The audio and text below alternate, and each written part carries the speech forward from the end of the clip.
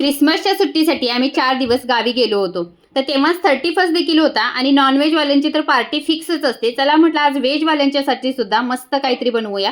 कढईमध्ये तेल घातलं, याच्यामध्ये कांदा परतून मग त्याच्यामध्ये आलं लसूण आणि टोमॅटो आणि मुठभर काजूगर हे सुद्धा चांगलं परतून घेतलं आणि गार करून याची पेस्ट करून घेतली. रात्रीच मी काजूगर भिजवून घेतले होते, त्याचं पाणी निथळून घेतलं. आता त्याच कढईमध्ये तेल घातलं, थोडंसं जिरं, दालचिनीचा तुकडा, लवंग आणि मिरी घातली आणि केलेली पेस्ट याच्यामध्ये चांगली परतून घेतली. हळद, लाल तिखट घातलं आणि ग्रेव्हीसाठी गरम पाणी ओतून जितकी पातळ ग्रेव्ही हवी आहे तितकं मी याच्यामध्ये गरम पाणी ओतलं. आता याच्यामध्ये भिजवलेले काजूगर ओतले, चवीपुरतं मीठ घातलं आणि 7 ते 8 मिनिटं झाकण ठेवून ही भाजी मस्त शिजवून घेतली.